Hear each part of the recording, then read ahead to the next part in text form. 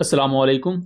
Welcome to एमराद। दोस्तों, Turkiye के मिनिस्टर ने कान एयरक्राफ्ट को लेकर एक बड़ा पेंडोरा बॉक्स खोल दिया है और इनके इन रीसेंट बयानात के बाद कान एयरक्राफ्ट की पाकिस्तान को लेकर फिजिबिलिटी पर भी क्वेश्चंस उठ चुके हैं। क्या वाकई पाकिस्तान ने जो कान एयरक्राफ्ट का प्रोजेक्ट ज्वाइन किया हुआ है ये वर्थ इट है, या हमें इसको छोड़कर अपने पीएफएक्स पर ही ज्यादा फोकस करना चाहिए और J-35 पर फोकस करना चाहिए? इसको डिटेल से डिस्कस करते हैं। Recently Turkish defence minister हकान Fidan ने अपना एक रिसेंट बयान दिया और जिसमें उन्होंने ये कहा है, मीडिया से बेसिकली वो बात कर रहे थे।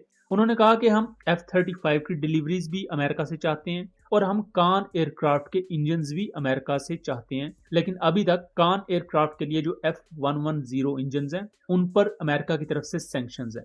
यहां मैं एक चीज आपको बता दूं कि तुर्की F-35 प्रोग्राम का ऑफिशियल पार्टनर था और इसके सेंट्रल फ्यूजिलाज तुर्किया में बनाए जाने थे। ये चीज उस पैक्ट का हिस्सा थी। बट 2019 में तुर्की ने रशिया से S-400 सिस्टम्स खरीदे तो अमेरिका ने तुर्किया को F-35 के प्रोग्राम से निकाल दिया। उसके बाद तुर्की ने अपना कान एयरक्राफ्ट का प्रोजेक्ट शुरू किया और इसका फर्स्ट प्रोटोटाइप हमने देखा जिसने 2025 में फर्स्ट फ्लाइट कंडक्ट की।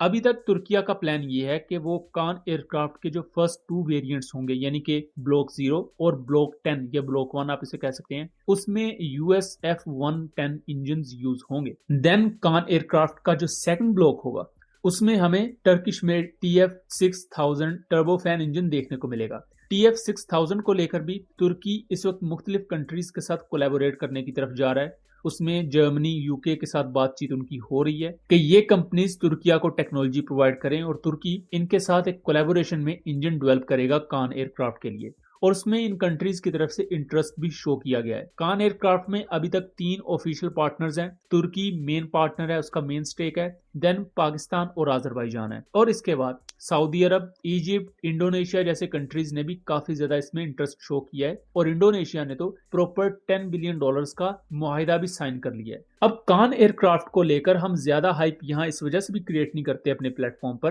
क्योंकि ये एयरक्राफ्ट अभी अपने इनिशियल टेस्टिंग फेजेस में है। अभी इसके एयरफ्रेम्स में भी आपको मल्टीपल चेंजेस देखने को मिलेंगी, यानी कि इसके जो मल्टीपल प्रोटोटाइप्स आएंगे, और अभी इसके फर्स्ट प्रोटोटाइप में कोई प्रॉपर एवियोनिक्स भी इनकॉर्पोरेट नहीं की गई है। जो सेकंड प्रोटोटाइप एक रीसेंट पिक्चर में दिखाया गया है उसमें पहली दफा इसमें आईसा रेडार ऐड किया जाएगा। इसमें बेसिक कॉम्बैट ग्रेड एवियोनिक्स को इनकॉर्पोरेट किया जाएगा। उसके बाद हमें ये देखने को मिलेगा कि कान एयरक्राफ्ट फिजिकली तो स्टेल्थियर लुक देता है और इसका आरसीएस काफी कम है, लेकिन ये किस हद तक बेहतर कॉम्बैट एवियोनिक्स को कैरी करेगा और वो किस हद तक जैमिंग रेजिस्टेंस होगी, ये तमाम चीजें हमें सेकंड प्रोटोटाइप में देखने को मिलेंगी।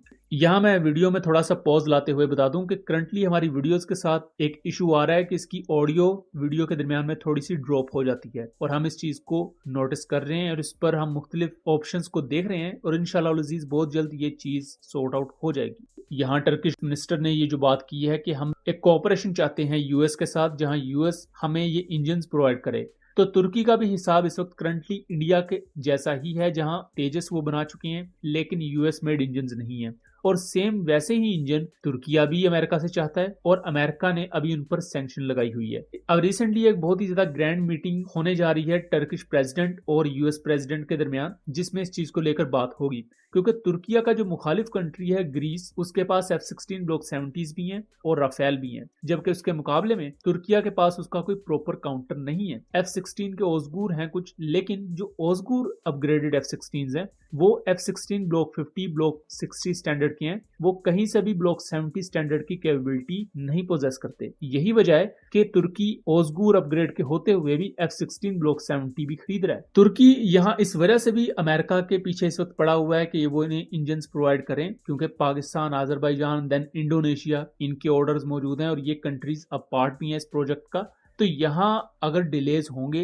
तो उसका बहुत ही ज्यादा नेगेटिव इंपैक्ट जाएगा तुर्किया की डिफेंस मार्केट पर, और इसी के साथ साथ तुर्की के जो multiple air to air missiles हैं, जैसा कि एक जॉइंट BVR मिसाइल डेवलपमेंट का प्रोग्राम है पाकिस्तान और तुर्की के दरमियान, वो मिसाइल स्पेशली डिजाइन ही कान एयरक्राफ्ट के लिए किए जा रहे हैं, और अगर कान एयरक्राफ्ट ही अल्टीमेटली डिले हो जाएगा तो यह ना तुर्की के लिए अच्छा होगा, ना पाकिस्तान के लिए, और ना ही दूसरे कंट्रीज जो इसको खरीदना चाहते हैं। अब पाकिस्तान ने कान एयरक्राफ्ट को लेकर अभी तक बहुत ही ज्यादा हाइप इस वजह से क्रिएट नहीं की बिकॉज हमारे पास ऑलरेडी ऑप्शंस मौजूद हैं। J-35 पाकिस्तान आ रहा है कुछ सालों तक, देन हमारे पास ऑब्वियसली J-10Cs और JF-17 ब्लॉक 3 मौजूद हैं। पाकिस्तान उसी के पैरेलल PFX एयरक्राफ्ट को लेकर चल रहा है, जो कि आप कह सकते हैं कि JF-17 का ही एक ब्लॉक 4 होगा और उसमें 5th जनरेशन कैपेबिलिटीज आपको मल्टीपल देखने को मिलेंगी। नेक्स्ट जनरेशन वेपन्स जो ब्लॉक 3 से ज्यादा बेहतर होंगे वो उसमें इनकॉर्पोरेट किए जाएंगे। और अभी as being a light aircraft जो ब्लॉक 3 में इश्यूज आ रहे हैं, यानी कि कम कॉम्बैट रेडियस है, कम पेलोड कैपेसिटी है, उसको एड्रेस किया जाएगा PFX में। और उसी के पैरेलल पाकिस्तान इस कान प्रोजेक्ट का भी पार्ट है। तो इस पर क्वेश्चंस अब ये रेज हो रहे हैं कि क्या पाकिस्तान को अमेरिका पर अगर बहुत ज्यादा डिपेंडेंस है यूएस की, कि उन्हें पहले 2 वेरिएंट्स में यूएस इंजन ही यूज करना पड़ेगा कान का, तो क्या पाकिस्तान को कान प्रोजेक्ट में रहना चाहिए या नहीं? तो इसका एक सिंपल सी मैं एजम्पशन आपको देता हूं कि पहले 2 वेरिएंट्स जो कान के होंगे वो पाकिस्तान ना भी ले तो कोई ऐसा इशू नहीं है। पाकिस्तान को तब तक वेट करना चाहिए जब तक तुर्की अपना TF-6000 इंजन नहीं बना लेता। और अगर कान का पाकिस्तान एक अपना इंडिजिनाइज्ड वेरिएंट बनाना चाहता है तो उसमें चाइनीज इंजन्स को यूज किया जा सकता है। और ऑलरेडी पाकिस्तान टर्किश और चाइनीज टेक्नोलॉजीज को आपस में इंटीग्रेट कर चुका है, यानी कि JF-17 है उसमें कुछ टेक्नोलॉजीज पाकिस्तानी मेड है, कुछ चाइनीज, एंड उस पर Turkish made SL port Pakistan ने इंटीग्रेट किया हुआ है। और पाकिस्तान के जो main tactical data link systems हैं उन्हीं के साथ टर्किश ड्रोन्स, पाकिस्तानी और चाइनीज मेड ड्रोन्स भी इंटीग्रेटेड हैं। तो पाकिस्तान के लिए ज्यादा बेहतर यहाँ यही रहेगा कि कान एयरक्राफ्ट जब अपनी टेस्टिंग कंप्लीट कर ले, इसे ऑब्वियसली 2033-2034 तक का टाइम लग जाएगा अपने वो तमाम फेज को कंप्लीट करने के लिए और प्रॉपर एक सीरियल प्रोडक्शन की स्टेज पर पहुंचने के लिए। इवन दो कि तुर्की कह रहा है कि हम 2030 से इसकी प्रोडक्शन स्टार्ट कर देंगे, बट वो प्रोडक्शन यूएस इंजन के साथ आएगी। और पाकिस्तान का ज्यादा फोकस रहेगा इसके 3rd वेरिएंट पर, जिसमें या तो टर्किश इंजन लगेगा, और अगर तब तक टर्किश इंजन ना हुआ तो फिर पाकिस्तान ऑब्वियसली चाइनीज इंजन को यूज करेगा और यही ज्यादा वाइबल ऑप्शन भी होगा। और सेम वैसा ही इंजन हमें PFX एयरक्राफ्ट में भी लगता हुआ नजर आ सकता है। इससे लॉजिस्टिकली पाकिस्तान को फायदा होगा, कॉस्ट कम रहेगी और आपको सेपरेट 2 इंजन के लिए MRO फैसिलिटीज नहीं बनानी पड़ेंगी। अगर एक ही इंजन यूज हो रहा है तो आप उसी फैसिलिटी में कान और PFX दोनों एयरक्राफ्ट के इंजन को ओवरहॉल कर सकते हैं। सो दोस्तों, ये था एक एनालिसिस। उम्मीद करता हूँ चीजें क्लियर रही होंगी। वीडियो पसंद आई हो तो इसे ज्यादा से ज्यादा शेयर कीजिएगा ताकि इस तरह की मजीद इन्फॉर्मेटिव वीडियोस हम आपके लिए लेकर आ सकें। मिलेंगे अगली वीडियो में, तब तक के लिए अल्लाह हाफिज।